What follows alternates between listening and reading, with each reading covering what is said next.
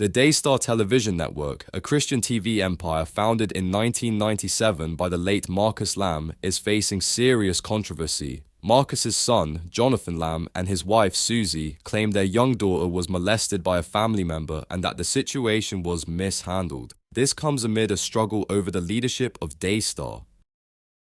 When Marcus Lamb died in 2021 from COVID-19 complications, his wife, Joni Lamb, became president of Daystar. Jonathan, who had been a vice president, was demoted in April after refusing to sign a non-disclosure agreement. Investigative journalist Julie Roys obtained an audio recording in which a Daystar representative gave Jonathan an ultimatum, saying, "If you do not do that, then you are removing yourself from the board and removing yourself from your vice president position, and you are then still an employee."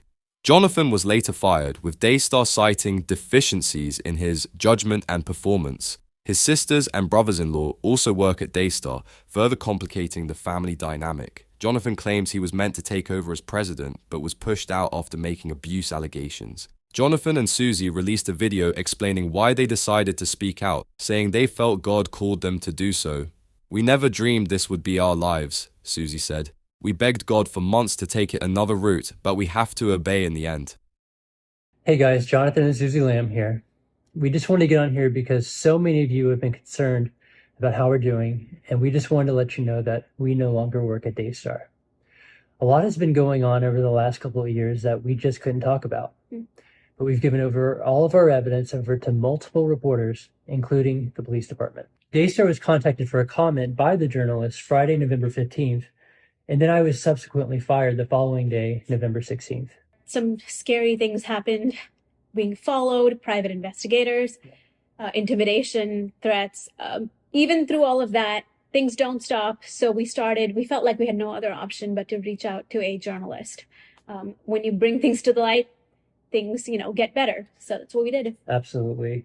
And, I really felt from the Lord that even though a lot of wrong had been done to me, that I was to stand firm in the position that God had called me to and to not walk away. Right now, Suzy and I are at an undisclosed location because we simply do not feel safe at our home. According to Roy's report, their daughter revealed a few years ago that she had been molested but did not name the abuser. Over time, Jonathan and Suzy suspected a family member referred to as Pete. Several incidents raised concerns. Pete allegedly told a story about the child walking in on him while he was naked in a bathroom. The girl also became afraid to go to Daystar, where Pete worked, and even hid when he arrived. A nanny reportedly found Pete's behavior disturbing. The situation escalated on August 3rd, 2021, at a beach house rented for Daystar's annual executive retreat. Jonathan and Suzy claim Pete followed their 5-year-old daughter upstairs while she was changing. Jonathan says he rushed to the room and saw something alarming. "To my horror, when I got up there, my daughter was completely naked and he was in the room," Jonathan told Royce. "And I was just immediately like, 'What are you doing?' screaming at the top of my lungs. And he was like, 'I'm so sorry, I'm so sorry.' He apologized like 50 times, like I caught somebody red-handed." My first knowledge of any abuse was in November of 2020. And Suzy called me and said there had been an incident at my granddaughter's preschool. And she told me that something had happened where a little boy touched her and her friend. And so she called me and asked me would I go to school with her. And I said, absolutely. So I went with her to the school. We reported it to the school. And of course, I was there to encourage, and as I would for any child, but especially my granddaughter. Of course, yes. And so that was the incident that happened. And yet, what's being written is just taken out of context. That was the incident that happened in 2020, and I was there. And Suzy actually called me to go there. Okay. Jonathan and Suzy claimed that after Joni met privately with their daughter, the girls stopped talking about the alleged abuse. Unsure of what had happened in that conversation, the couple went to the police in secret. Authorities initially closed the case due to a lack of evidence, but it was later reopened and is still pending with the Colleyville Police Department in Texas. Despite this, Marcus and Joni reportedly dismissed the allegations. Jonathan and Suzy hoped the 2021 retreat incident would lead to action. But instead, they say Joni claimed God told her Pete was innocent, and Marcus allegedly celebrated this revelation. The family arranged for a counseling session to assess the claims, but Jonathan says Marcus later declared Pete innocent and threatened job loss for anyone who believed otherwise. Shortly after these events, Jonathan was officially removed from his position at Daystar. The network stated that his termination was based on a 15-month review of his performance and refusal to make improvements. Daystar has strongly denied all allegations, stating that an internal investigation in 2021 found no wrongdoing and that the matter was settled years ago. It is unfortunate that these private family matters have resurfaced, as these allegations were proven false and the matter was resolved more than 3 years ago, the network said in a statement. Joni Lamb released a video calling the claims a smear campaign, fueled by Jonathan's disappointment over not becoming Daystar's next president. She argued that instead of improving his performance, Jonathan focused on fabricating a smear campaign. She also accused Jonathan of attempted blackmail to gain control of the network. We stand firm in our faith, knowing that God is with us and his purpose for Daystar is far greater than any challenge we face, Joni said, adding that legal action is being taken. Hello, everyone. I wanted to take a few minutes today to speak from my heart to the Daystar family and friends.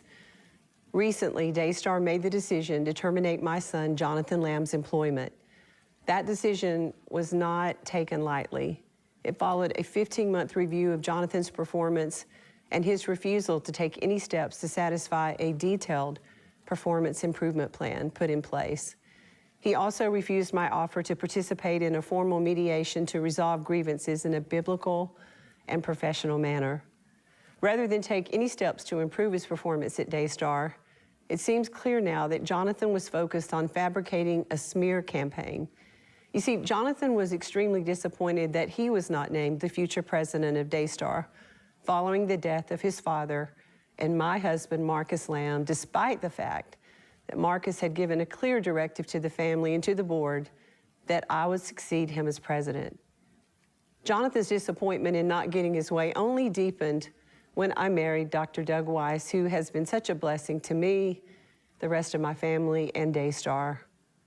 I can tell you that as a mother, as a grandmother, this situation saddens me deeply, and it grieves my heart because I love my family. I love all my children. I love my grandchildren. I love the work we've done together for so many years. And I had hoped that we could have resolved the situation in private. But now, Jonathan has given me no choice except to speak out. Everyone knows that we have dedicated our lives to spreading the love of Jesus. And to see it attacked by my son Jonathan and his wife is truly heartbreaking. I want to assure you that all the allegations that are circulating against myself and my late husband are completely false. We have already begun to take legal steps to defend ourselves, and we will address the accusations in a God-honoring way. We stand firm in our faith, knowing that God is with us, and his purpose for Daystar is far greater than any present challenge we may be facing. While this attack is very painful and wrong, I know that our battle is not against flesh and blood, but against a spiritual enemy who seeks to destroy and divide no matter what the cost. I want to ask you for your prayers. Thank you for your continued love and support.